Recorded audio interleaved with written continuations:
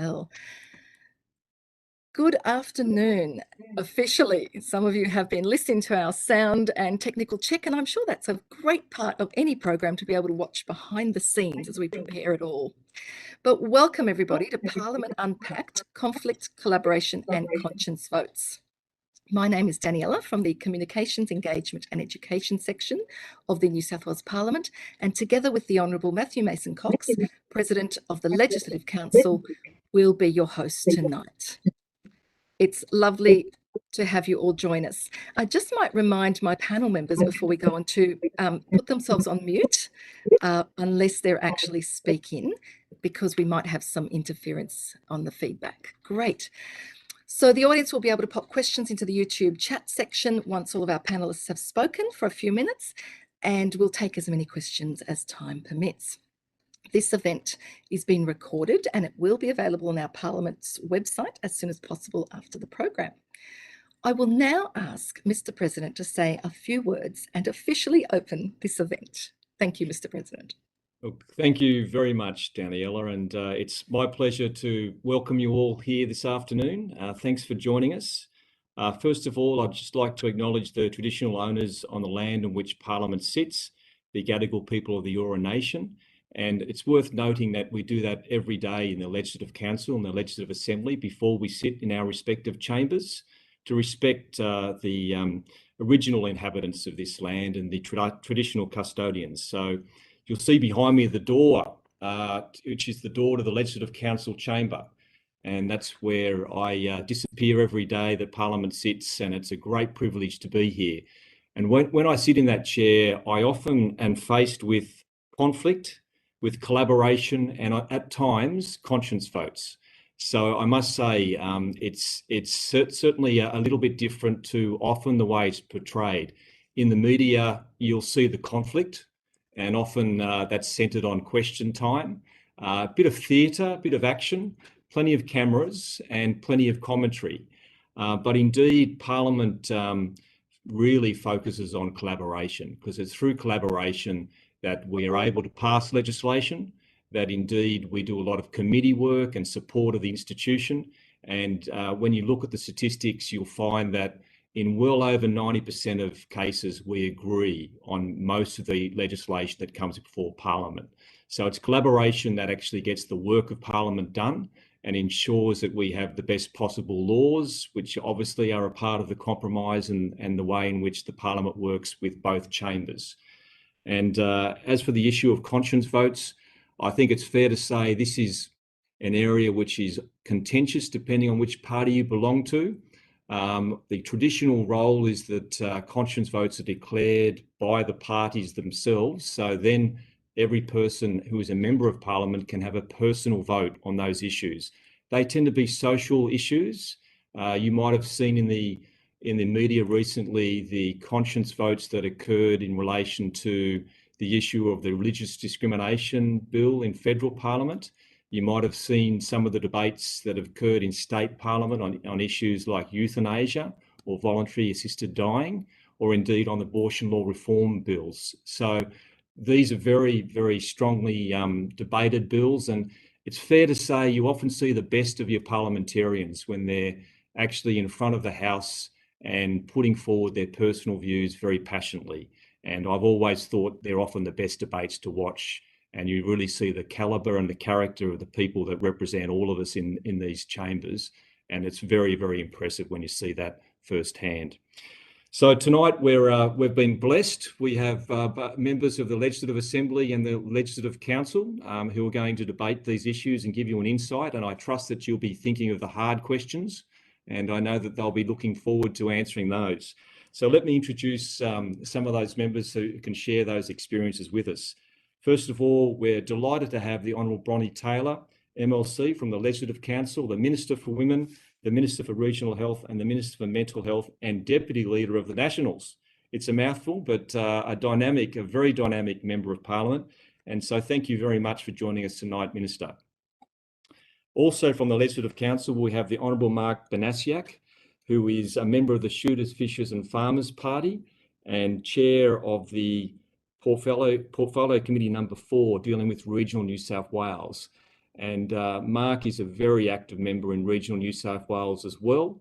And indeed, as a member which only has 2 members of Parliament, has to be across all the issues all of the time. So he's always on the run. So thank you again for joining us tonight, Mark. Finally, from the Legislative Assembly, I'd like to welcome Mr. Jihad Dib, the member for Lakemba. Jihad's a member of the Australian Labor Party and Shadow Minister for Emergency Services, and also Shadow Minister for Energy and Climate Change. Thanks so much for joining us today, Jihad. I understand that you were telling us the price of falafels earlier on. I'll be down there to pick up a few later on if I can. So it's great to have you all here. Very, very grateful that you could spend the time with us tonight, and I'm very much looking forward to some of the commentary in that regard. And finally, I just want to thank everybody online. It's great to have you. This promises to be a very interesting insight into how Parliament actually works, as opposed to perhaps some of the misconceptions or perceptions out there about just indeed how it's presented to the public. So with those few words, Daniela, I might pass back to you to run the debate itself. Thank you very much. Thank you, Mr. President. So we will hear now from our panel of members who've held a variety of roles, as you heard, in their time in the Legislative Assembly or the Legislative Council. And they'll each speak for a few minutes and share some of those experiences with us. Experiences as both elected representatives, so working with their constituents, but also legislators working in the Parliament in those various roles. I also wanted to mention before we begin that, of course, the aim of the Parliament Unpacked series of programs is to explore parliamentary processes and the role of members, rather than really engage in any political debate on any of the issues. I guess we'll probably leave that to the elected representatives in the parliamentary chambers. Obviously feel free to talk about the content of bills and things like that, but it's really about process and how we make things happen, because for a lot of non-members of Parliament, how to actually get things done is such a mystery. So this series of programs aims to really demystify the work of members in those various roles. And of course, content examples are really welcome. And as this is a sit-in week, the audience can watch live the proceedings of both chambers from our webcast from 10 a.m. tomorrow. So you may see all sorts of interesting debates in the chambers tomorrow. You can visit the New South Wales Parliament website, parliament.nsw.gov.au, and watch the webcast off our homepage. So, our education programs, of course, are designed to be a conversation. So I'm really looking forward to hearing the conversation between our members tonight about our parliamentary democracy and how we can all engage in it to ensure that it works for all of us. Let's begin. I'd like to ask Mr. Jihad Dib, MP, the member for Lakemba, to present first. Thank you so much for being part of the panel today. Well, thank you so much, Daniela. Good evening, everyone. And of course, I too want to begin by acknowledging traditional custodians of land, pay my respects to all that's past, present, emerging, and anybody tuning in today. I want to thank Parliamentary Library for putting this on. Growing up, I didn't really have much to do with the Parliament. As somebody who wasn't born in Australia, and probably somebody who wasn't as engaged in what was going on because my parents were busy with other things, I always felt the Parliament was not necessarily for me, or something that I didn't know about. I would love to have been able to get a situation where you understand what it is that's going on. And that doesn't mean that people are not interested, but thank you for bringing this so forth to the people. In the end, we are the people's representatives, and I'm joined by outstanding panelists. You've got the president of the Legislative Council, you've got a minister, you've got and a member from the Shooters and Fishers Party, and you've got myself. So we represent a range of views. Of course, I won't say anything about the Legislative Assembly, how much harder it works compared to the LC, but I'll let them argue that a little bit later. And I'm also conscious of the time. So just a few things that I really wanted to make a point of. And the President, Mason Cox, mentioned it. What you see more often than not is the conflict, and there is conflict. There is conflict, but it's not as personal as it may seem. The best things happen when you actually work together. And I've said a number of times in speeches in Parliament that every single person in the chamber goes into Parliament for the same reason, and that's to make our state a better place, their community a better community, to represent people, to do the things that are really important. That's notwithstanding, I think everybody goes in there with the right intention. Where the points of difference are, obviously, that some of us feel that one way to do it is better than another and so forth and so on. But the thing that actually inspires me about Parliament, regardless of who's there from which house or which party, or whether they're an independent, is the fact that they actually believe in that sense of service. And that's a really important thing. You know, good, robust debate is important. I'd love to see, if I say about things that I'd love to see more in the future, I'd love to see even more representation of the Parliament in the way that our society looks.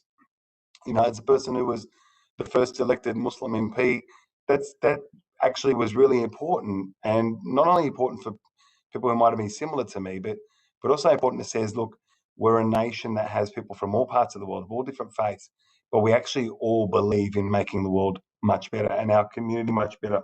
And I just want to finish with two really quick ones, because I'm really looking forward to the discussions. And one involves Minister Bronnie Taylor, and this is about collaboration. And Bronnie, who is brilliant. Bronnie, you're fantastic. When COVID was happening, and I was in one of the 12 LGAs of concern, I got a phone call from Bronnie Taylor as the Minister for Mental Health. And she'd known that we were in, you know, it was pretty tough. And I really appreciated the fact that she contacted me and said, what can we do as government? What can we do in terms of supporting people, in terms of supporting community groups? We came up with a few different ideas, and it really made an enormous difference. So this was a minister who was reaching out, put all the party lines aside, and just said, what can we do to help? And that was really fantastic. And the other great collaboration thing that I did was with a bloke called James Griffin. He's now a minister, member for Manly, where I organised kids from my community to go out to the beach so that they can have some lessons with the local surf lifesavers on how to read the beach properly, because we were coming into summer, and I thought, you know, my kids will go to the beach, or our community will go to the beach. I want them to be safe. And that was so fantastic. So you can do all of that. You can still have all your arguments, but ultimately what we've always got to be cognizant of is that everybody who goes into Parliament goes in there, and they've got to stay true to this. They've got to try and make it a better place, to make a difference, a genuine difference, because the average punter doesn't care for the fights. They just want to have a better life. Thank you so much, Mr. Dibb, and thank you for those wonderful couple of examples. Some really tough times that people have gone through, and it's really nice to know that that level of collaboration happens. And of course, we've had some horrific seas recently and at our beaches, so that kind of collaboration would have probably saved some lives. Thank you. Now, just a reminder to our audience, you've probably already got some great questions. If you want to write them in the YouTube chat section to ask each or all of the members at the end, that would be really lovely. Our next panellist is the Honourable Mark Vanassiak, MLC, and he'll tell us a little bit about his experiences as a member of the Legislative Council. Mr. Banasiak, thank you for joining us. No, thank you. And I'd also like to pay my respects to elders past and present, and acknowledge the traditional custodians of the land in which we digitally meet. I came, a bit about myself, I came into the Parliament in 2019, so amongst all the other panel members, I'm probably the wettest behind the ears in terms of experience. And I think one thing that stood out most for me during the whole induction process was this emphasis on the great work that the upper house does on committees. And that's where you see a lot of the collaboration and the cooperation between members. Because you are investigating real life issues, you are trying to make recommendations and findings about, you know, topical issues that will make life better for people. And you know, it is a broad spectrum of people that are on the committee. You have generally three from the opposition, 3 from the government, and maybe 2 on the crossbench. So no one has, I guess, a monopoly or majority in those situations. So you really do need to sit down, particularly when you're discussing the final report of a committee. You really need to sit down and discuss, you know, what that report looks like. And so it does take a lot of cooperation. And I think someone that's on, I think, 9 committees at the moment, that is a hell of a lot of cooperation that is needed. But look, there is conflict, but I think, as G had insinuated, it's not necessarily what you see in question time. I like to think our question time in the upper house is a bit more jovial and a bit more lighthearted. Bronnie might agree or disagree, I'm not too sure. But yeah, you can't not have conflict, because we all come from different perspectives, we all come from different backgrounds, so we're all going to see things differently. And you know, Parliament is based on an adversarial system. You know, we have a bicameral system, there's 2 houses, so that's just an added layer of complexity. It's not like Queensland where you only have to get a bill or get a motion through one house. There has to be a lot of wheeling and dealing.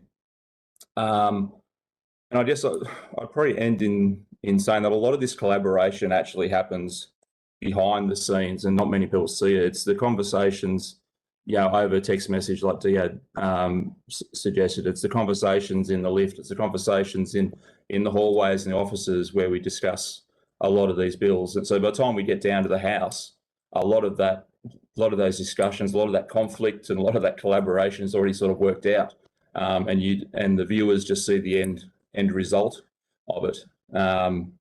I think if I had to point to some examples where I've collaborated, I'd probably look at one of Bronnie's colleagues, Adam Marshall, in the lower house. He put forward a right to farm bill. I think it was in 2019, and he came and spoke to us in our offices and tried to get our support. And we had some suggested improvements, which he went back and thought about and accepted. And then in the end, the bill was passed. There's a lot of that goes on in every sitting week. It's just that you, as the viewer, don't generally get to see it. It's all done in the offices, in the lifts, or even just over the phone. So yeah, I'll end on that note and look forward to the questions.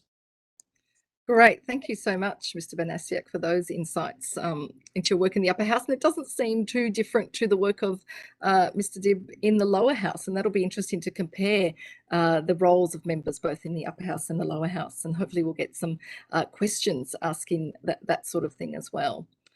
So we've also been joined tonight by the Honourable Bronnie Taylor, MLC. Minister Taylor, thank you so much for being able to join us today. I know you've had a really busy day. So we'd love to hear about your stories and experiences in your various roles in the upper house as well.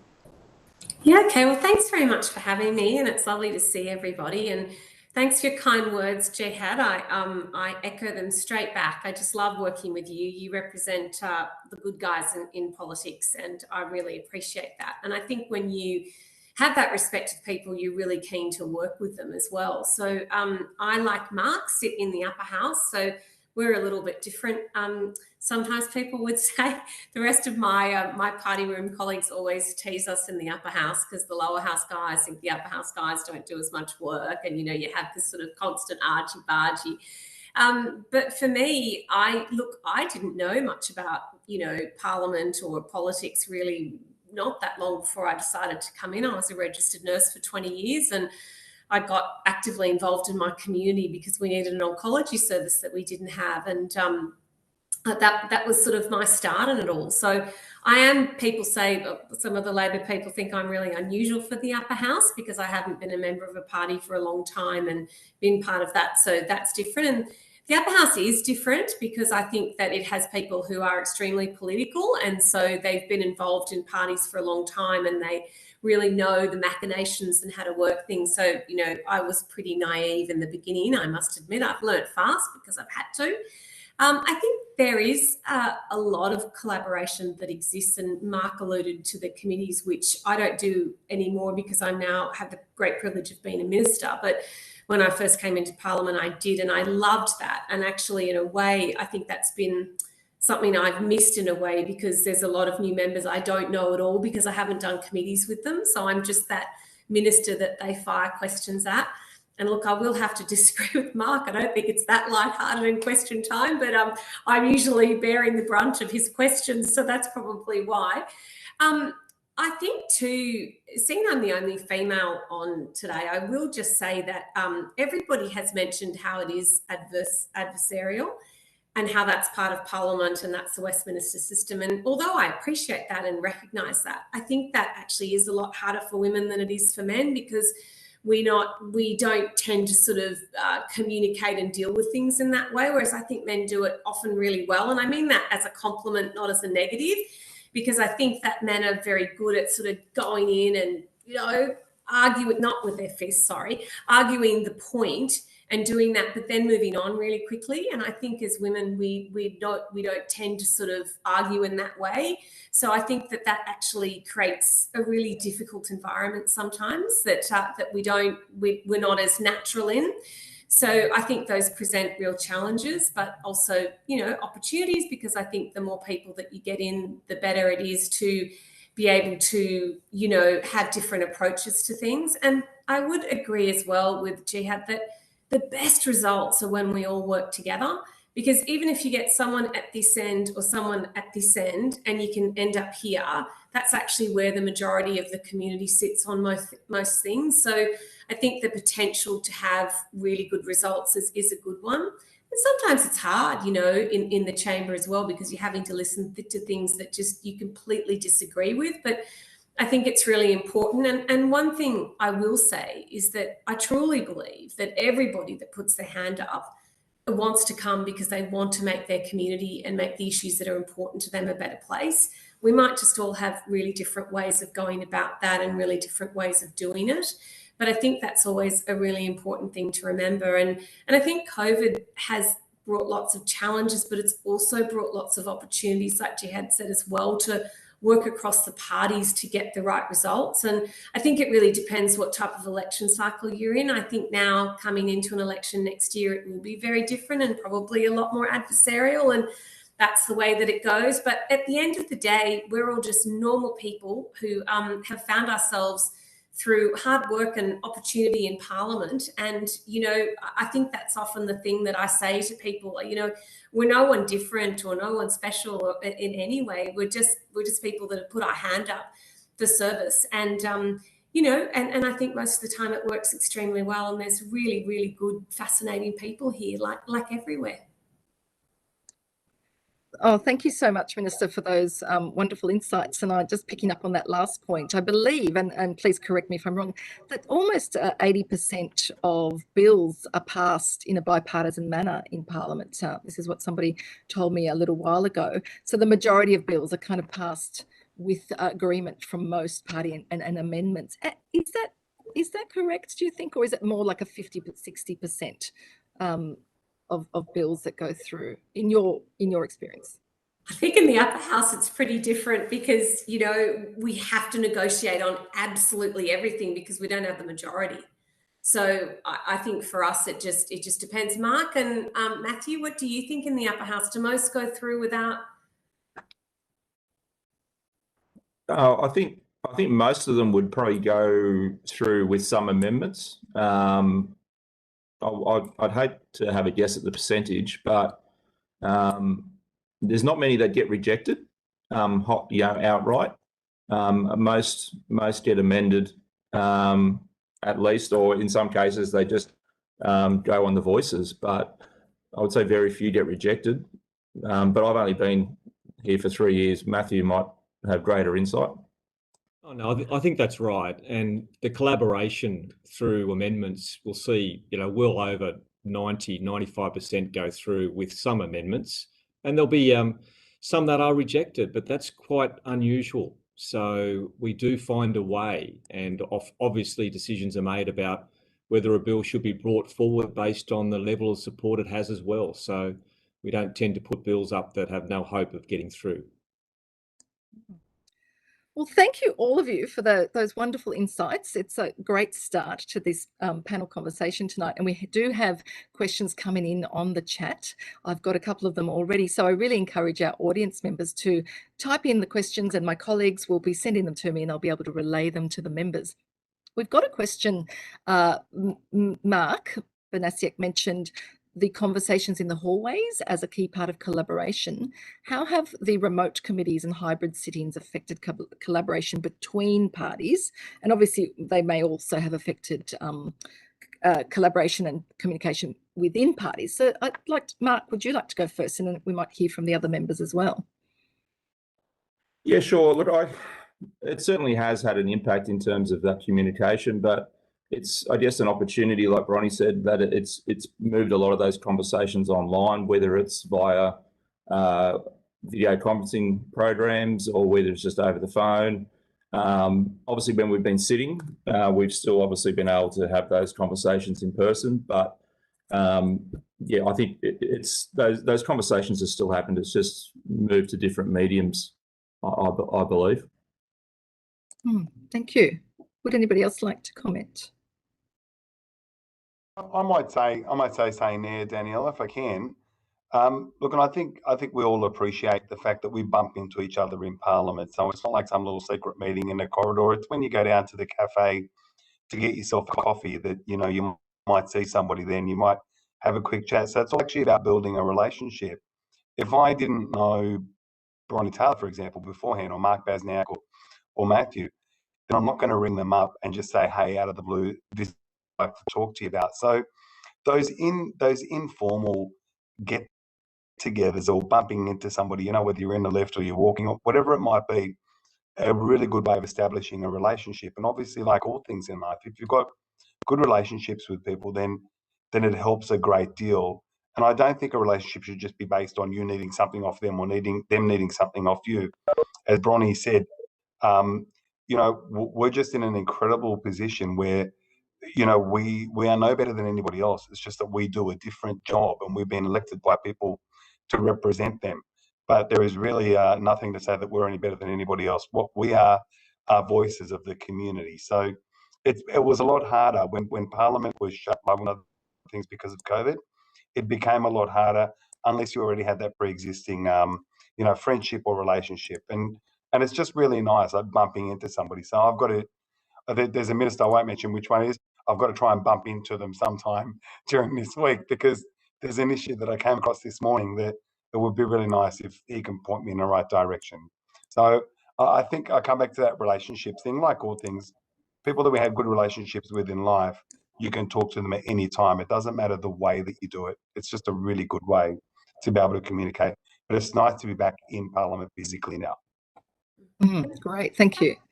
I think too, if I could just quickly add, I think Jad's exactly right. It is about relationships and it's like whatever anybody does. So there's going to be some people that you trust more or you know, as a minister for myself, it's my job to make sure that people know that when I say I'm going to do something, I do it and that's my word. And then I'm also very honest and I say, well, actually, I'm just not going to be able to get that done.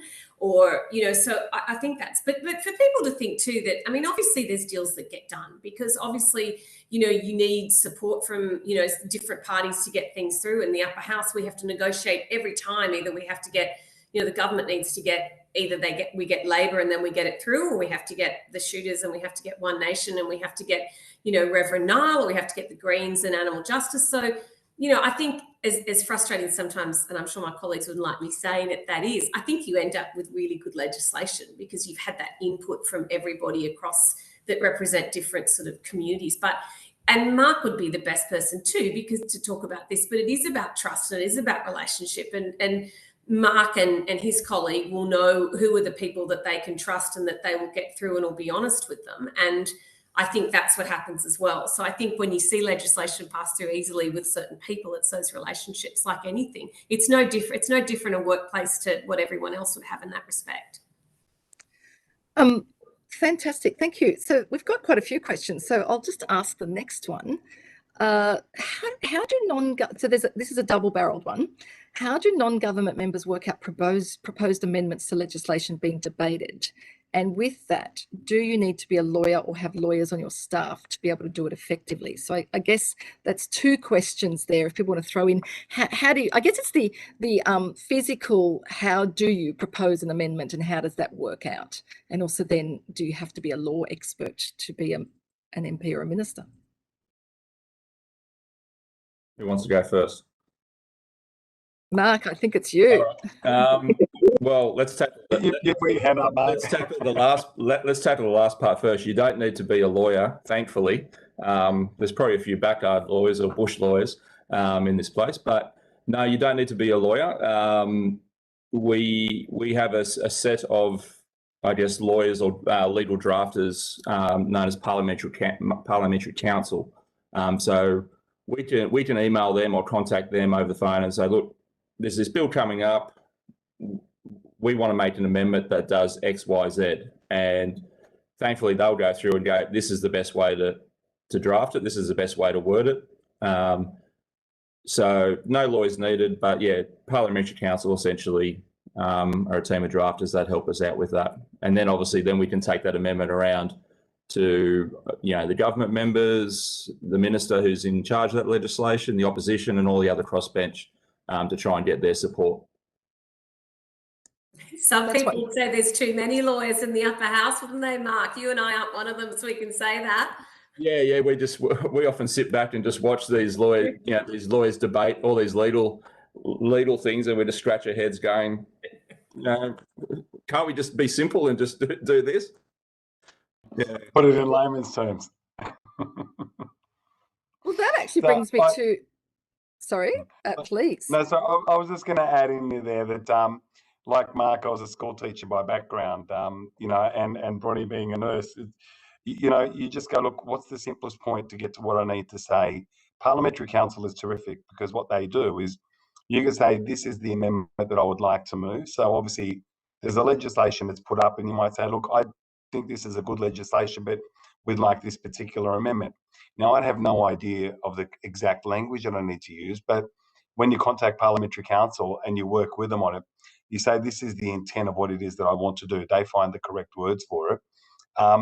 Being a lawyer, sort of, it might help understand it, but after a while, you just learn to read it. And I think the best thing about a varied parliament is that you want people who have had a range of different experiences in life. So maybe they see the gaps in a legislation that others don't, but they just don't know how to word the amendment. So thank goodness we've got a parliamentary council for that.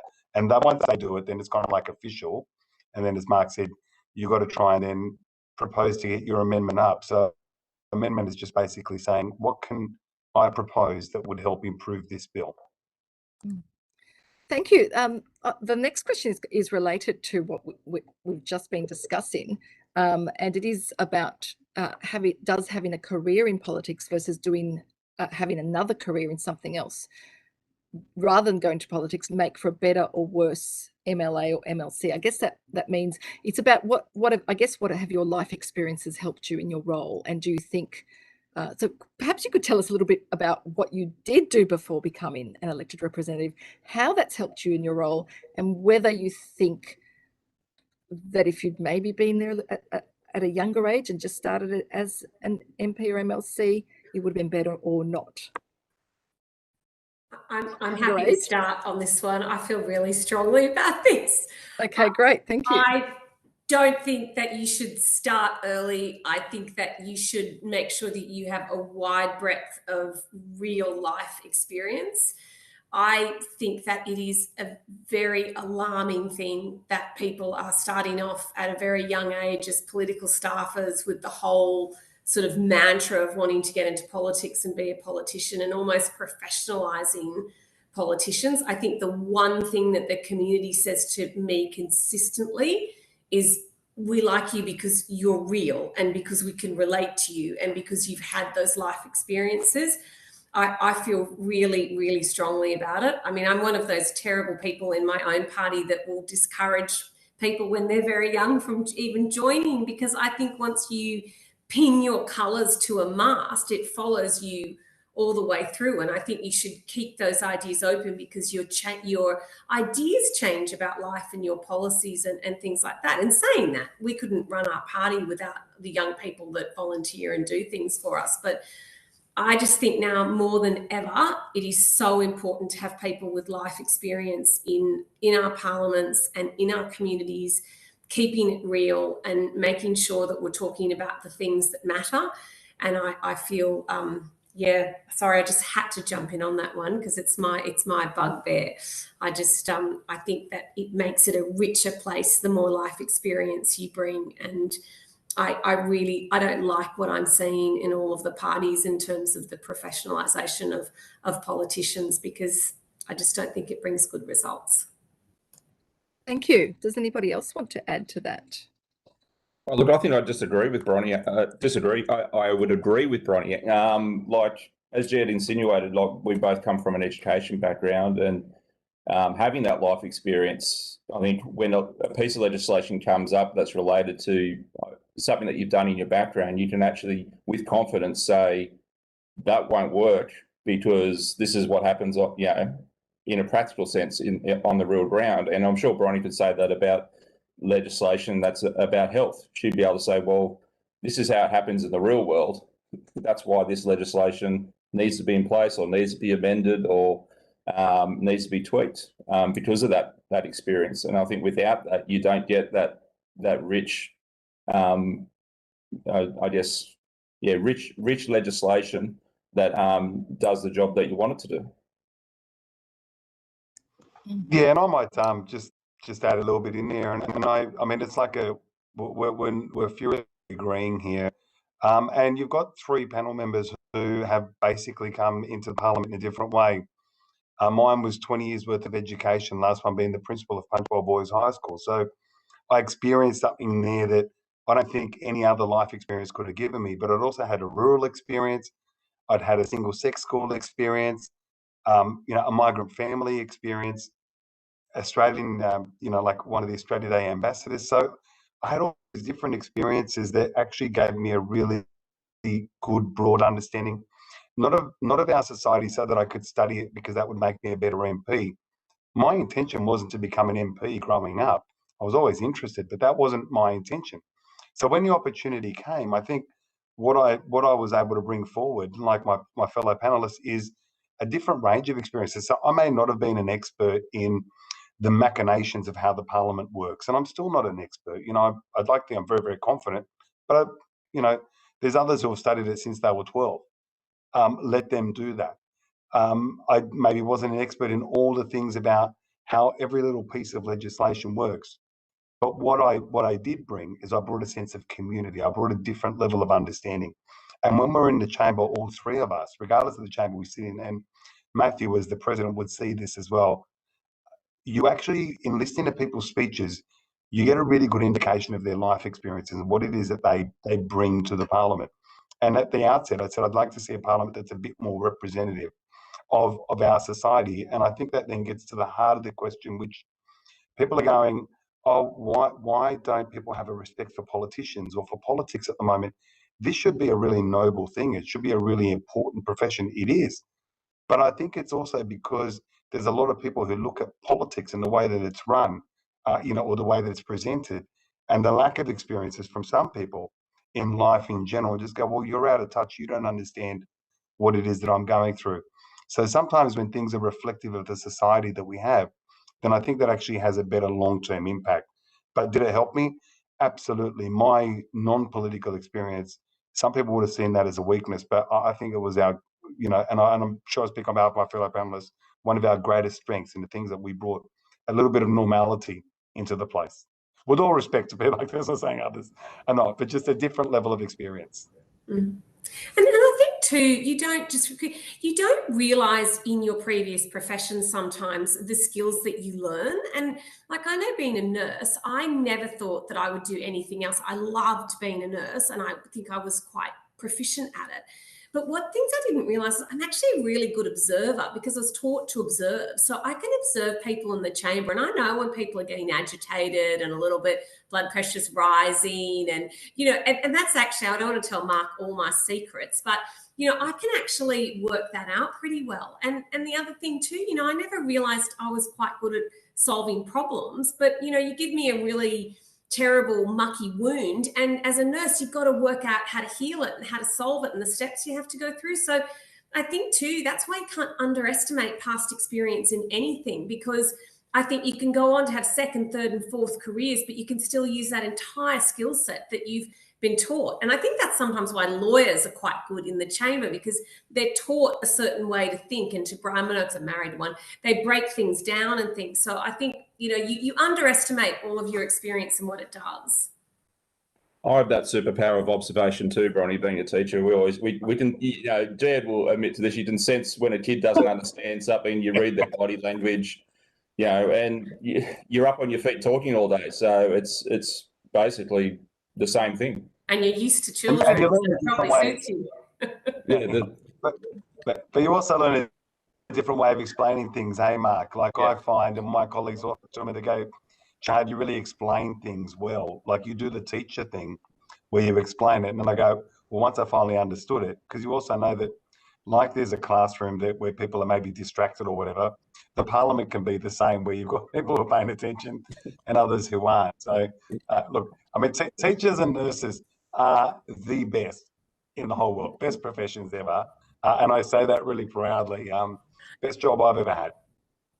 Oh, look, thank you. That's just wonderful to look at those backgrounds and how they help you and impact you now. And look, thanks to our audience as well. We are getting lots and lots of fantastic questions, and we've got some time to ask a few more. We've got one asking Minister Taylor and also the other panel members, do you have any ideas about how proceedings could become less adversarial? You mentioned the adversarial nature, and of course it is that Parliament is constructed as an adversarial nature, with government opposition in that chamber where people are facing each other. It is part of the intrinsic part of our system. Any idea, is it so bad that it's adversarial, and if so, can it be changed in some way to be less adversarial?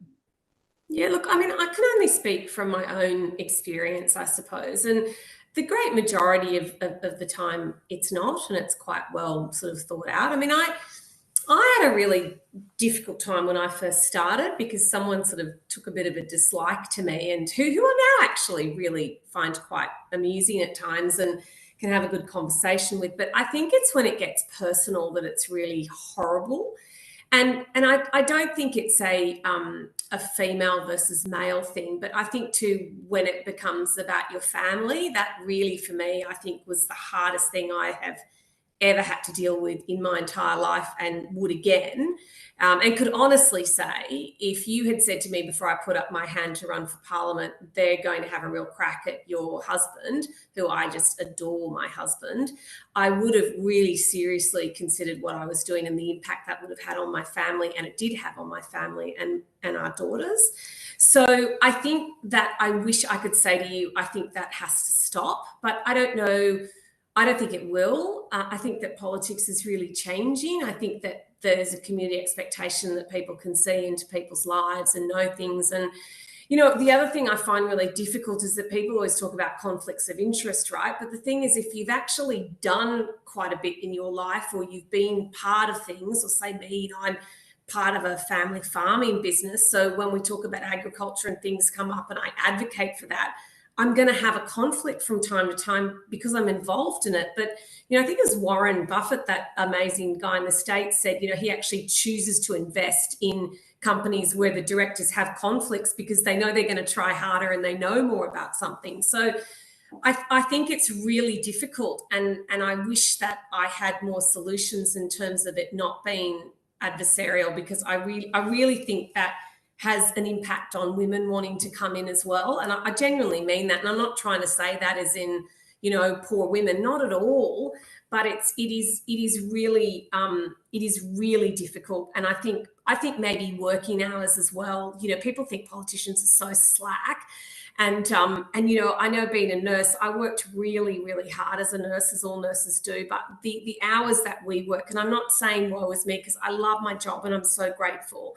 But I think when you start at 7 o'clock in the morning and you're not leaving until midnight, you get tired and you get cranky. And then you throw in, if someone has a beer with dinner, or if someone just hasn't eaten because they've been so busy, I just don't know any other work environment where people don't start to elevate and shout and get cranky and want to go home and get tired.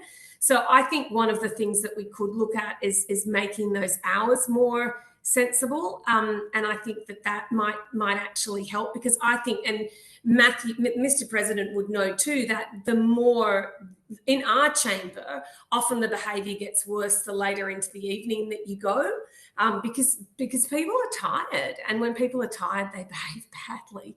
So I don't know if maybe that could help, and but I do think it's a shame, but it's an imperfect world, right? And it's the way the system's set up, and that's what people say. But I don't think it hurts to be respectful. I really don't, and I just wish that more people felt the same. Thank you. Did anybody else want to add to that?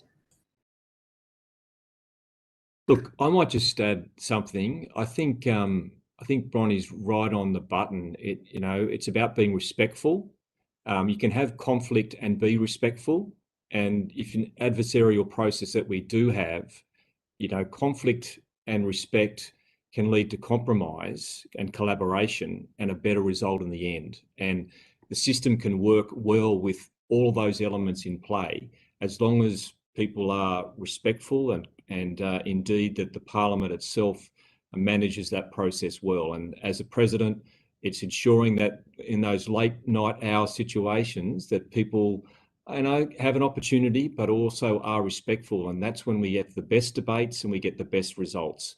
And we'll try and work on those hours past midnight. We just really, no one can make good decisions at that time of night. And we're looking to review that as well, thank goodness.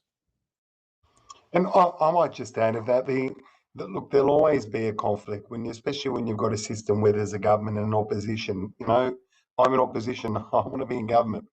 But the conflict has to be about identifying what the government's doing wrong. And of course, they want to highlight what they're doing right. We've got to present ourselves to the electorate as a better alternative, as the government does. So there's that level of conflict. But the key thing, was that issue comes down to respect. I've seen some of the most amazing debates in Parliament, and I love it when two MPs are going at each other, not in terms of arguing, but just dissecting each other's arguments really well, really respectfully. And you just go, I respect that ability. I respect that intellect. What I don't like, exactly what Bonnie's saying, I really, really dislike the personal stuff. And I dislike when people hear somebody make personal comments about another and they're a bit of a bystander. That's not what we should be doing, and that's not what the place is there for, but certainly not what people expect of us. There are a number of people who are incredibly respectful, and there are, unfortunately, some people who see, it's so fixated. We just need to make sure that we can have an argument, but we have it in a respectful way. We say, this is what we're offering, this is what the other team is offering. But once it gets personal, then I think it only just agitates a little bit further. And certainly the working hours, I see get friends who say, oh, mate, your job must be so easy.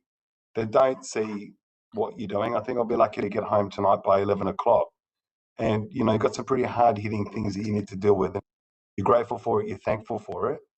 But the respect really comes forward because we as MPs or parliamentarians, we want to behave in a way that's role modeling towards others, because the best thing that can happen for me is somebody saying, you know what, I want to go into the parliament. And I want to go into the parliament because I want to make a difference, not because I want to go to parliament because of the power trip. Because if you're there for the power trip, you're there for the wrong reason, and it's not that much of a power trip. Thank you. So we've just got around 10 minutes left, and I've got lots of questions. I've got 3 more questions that we can hopefully fit in at least. So let's one of the next question is, Minister Taylor said discussions between members of different parties make legislation better. So how do the voices of people who might not be represented in Parliament get considered? How could that be done better? I think that, for me, and I think this is the same for Jihad and for Mark as well. I'm pretty involved with my community, and I get all of my, thoughts and the way that I pursue things by what they tell me. And I think that's why it's so important to stay connected. And best focus group ever is Woolies in Cooma, where I live. And my children won't come with me or my husband anymore because they say, it takes so long, Mum, because I'm stopping and I'm talking to everyone. So I think that there's formal and informal ways to have things represented. Obviously, some people will write to you and make that really formalised, and other people will talk to you in the street, or they'll, talk to you, whatever. And ultimately, what you're doing in terms of your representation gets judged every 4 years at an election, because you're either doing stuff that people want you to do and you get voted in, or you get voted out. So I think that's up to local members. And I think we live in such an amazing country and an amazing state where your members are so accessible, and you can talk to them anytime, and you can, do all of that. So I think that's a wonderful thing. But that's how I do it. I don't know if the others want to say. Yeah, look, I just agree with that. I've just been in the upper house of the LC. The whole state is our electorate, and it is for the minister as well. She's got an important job dealing with health issues all around the state, but it does keep us busy. And yeah, it's about going out and talking to people. And I think I too have found it best talking to people in a more relaxed and natural environment. So whether it's being caught on the hop at Woolies or down at the local pub, but that's in saying that, people do emails, people do phone us. With the advent of technology now, we can have Zoom meetings and team meetings with people all across the state and not actually have to physically go see them. I still like to actually physically go see people. I think to me, it just feels a bit, a bit better connection.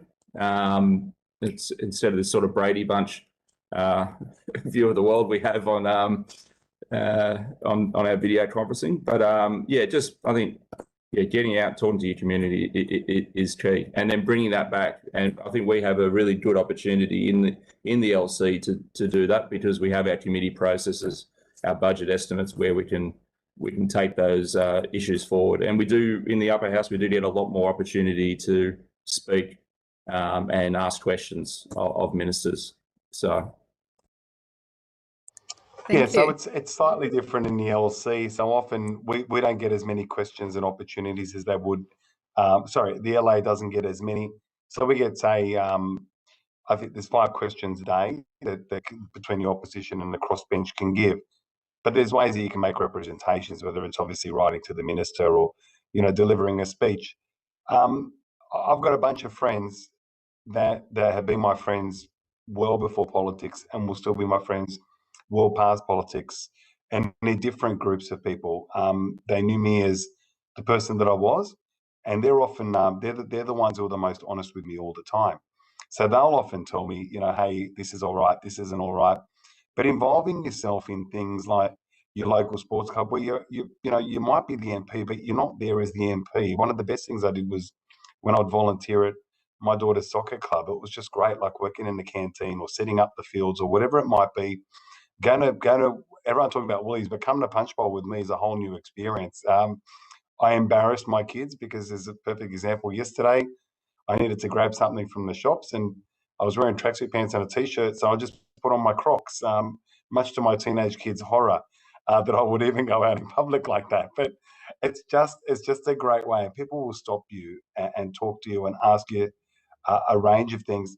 The really important thing, and I know that my colleagues do this well, that I'm on the panel with, is making sure you get back to people, making sure that you listen to them, that you're empathetic to them, not that you're any better than them. You just say, how can I help you and what it is that I can do. But it's the conversations with people outside of politics that often give you that real sense of clarity. And then you use your time in politics and your skills in politics to be able to affect that change, find the solution, because it's great to have a whinge, but we need to create solutions. So, the more connected you are with people in general, the better it is. And whether that's your local community, local sporting clubs, or just traveling out and about and just being observant to what's going on. Thank you.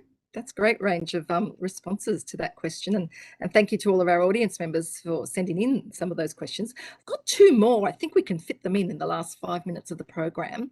So the first one, we've talked a lot about collaboration in the Parliament and also its other side, conflict, question time and committees. Question time being conflict, committees being more collaboration, and the general work of members being collaborative. And obviously in the title of our program, we also mentioned conscience votes. So we've got another double-barreled question here.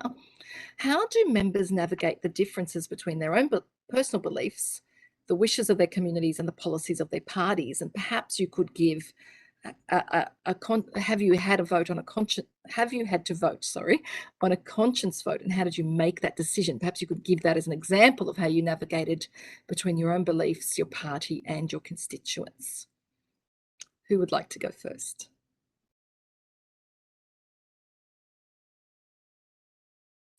I'm happy to go. I'm happy to go.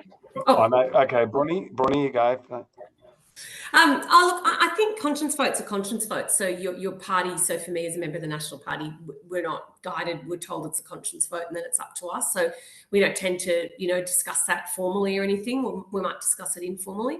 I guess for me, the sexual reproductive bill, otherwise known as the abortion bill, was something that really meant a lot to me. And one thing that I've really learned is that I remember I used to think, how can someone think that, or with the assisted dying, when that came through last time, I was very much in favour of that as well. And I remember being so devastated when it didn't pass and thinking, I just can't believe that people, why wouldn't people vote for that? But one thing it's really, really taught me is to be respectful of other people's positions, how much I, may so disagree with someone on a social policy issue that we then vote on, but I have so much respect for them as a person. And I think it was alluded to before, I think Mr. President talked about it, and that, the debates that we had on those issues and the depth of feeling that I recognise of people that thought the polar opposite to me, but the amount of respect I had for them was just enormous, and it made me love this place and this job even more. So I think it is about, knowing where you sit. And I think for some members who felt really strongly about a social issue, but they knew their electorate actually wanted them to vote it another way. Again, a whole nother level of respect for those people, because that must be really difficult. But, it's just something that you have to guide your way through. And I think it's actually when Parliament is sometimes at its best. Thank you. Mr. Dibb, did you want to say something? Yeah, sure. So there are two bits to it. One is if there's a position that the party takes, and you bind as a party with the Labor parties, you made that decision, goes through shadow cabinet, then it goes through the caucus, then that's a decision. Now, if you disagree with that position, but it's an agreed position, you obviously need to support it. So your opportunity there is maybe to change people's opinion while you go through the internal debate stage and you're talking about it, and you push your things. And again, even there's a possibility of amending something, and those things might happen for people who've got a very strong personal interest in something, or it affects them in another way. But once that decision is made, that goes. As for conscience votes, they're the hardest votes. I've had two of them. They're the hardest votes that you have in Parliament, because you might say, this is the way that I want to vote, but there are so many layers to that decision. And I think the respectful people appreciate your decision whichever way, as long as you explain it. But it is really, really complex, because you've got your own, you've got you go, what is it that I actually believe in? What is it that I am? What is it that I present to the electorate? Then you've got the issue of the electorate. What does the electorate want? And I believe that as a LA member, your electorate are the people that you're there to represent. And if they've got a very strong view on a particular thing, then you need to follow that. Then, of course, you put the other overlay and you say, but I'm making a decision there that could actually have a negative impact on somebody else's life. They're hard, because there's nowhere to hide, and you're out there, and you've just got to do, what is on your conscience. And the reason it's called a conscience vote is for that. And, in a recent conscience vote, when it was presented to me that, maybe you can abstain. And I thought, I don't think that's the right thing. You've just got to make a call one way or the other. You've got to say something. And so, there was that. But the really nice thing, and I imagine this was happening across all of the board, was that the debates were people spoke from their heart. They spoke about the reasons why they went the decision they did. And there was no pressure that, you've got to vote one way or the other. This is your conscience decision. This is your personal vote. You've just got to be reconciled with yourself. And the lobbying that happens is internal lobbying, or, different lobbying about a position, not necessarily about, well, you're a member of this party, you've got to do it. But, I respect whatever decision people made. Give me that decision, and then respect the decision if it was opposite to yours. And if you conduct the debate in a respectful way, then I think that was really important. I don't like, people who were looking to politicize it for either side of the argument. But yeah, conscience votes, they're the tough ones, and I respect people who stand by their conscience, whichever way they go. I'm not there to judge them. That's the call that you make as a personal, individual call. Thank you. Mr. Banasiak, did you want to say anything? Yeah, look, I think Bronnie and Jed have covered pretty well, but it is, as Jed said, it is a difficult vote. No matter which way you go, someone in your electorate or someone as part of your constituent group may or may not be happy with that decision. But as Jed said, if you present it and explain why you made that decision, generally they understand. I think conscience votes are also difficult in the sense that you are still dealing with complex pieces of legislation, and while you may not necessarily be against the idea in principle, the bill that's before you as it's presented might not be acceptable to you because of not enough safeguards or on a particular issue, or not. There might be things that you want to improve on it, and often you can't actually make that clear-cut decision in terms of which way you're going to go until you actually see the final product at the end. and go, yes, I'm happy with it, or no, I'm not. So it is, yeah, it can be quite difficult. Media will be calling you for opinions. Constituents will be saying which way you're going to go, and quite honestly, sometimes it is down to the last second as to whether you are actually happy with the finished piece of legislation in terms of achieving what you want it to achieve for the people. Thank you all of you for those wonderful answers. That's all the time we have for questions, I'm afraid. So thank you to all our panellists for taking the time tonight. I know it's particularly busy at the beginning of a sitting week. And thank you for your wonderfully enlightening comments about your roles as elected and experiences as elected representatives. I always learn so much from these panel discussions and conversations. And also thank you, Mr. President, for your welcome and your opening comments. Perhaps everybody can join me to give a virtual clap to our members. Now, I know that we can't see people clapping on YouTube, but I'm sure that they are joining us and clapping. Thank you very much. And of course, a huge thank you to everyone who has joined us tonight for taking the time to be with us and for your interest and for your thoughtful questions. We very, very much appreciate your participation tonight. I hope you've enjoyed the program. The recording will be available as soon as possible on our Parliament's website, and please feel free to pass it on to anybody else that might be interested. And of course, we're on Facebook, Twitter, and all the other social media channels, so please feel free to join us and find out about future programs. Now, if any discussion tonight has caused you any concerns, please use the support services on the slide at the end of the program. Thanks again to our panel members, and thanks again to everybody that joined us, and good night. Thank you. Thank you, everyone.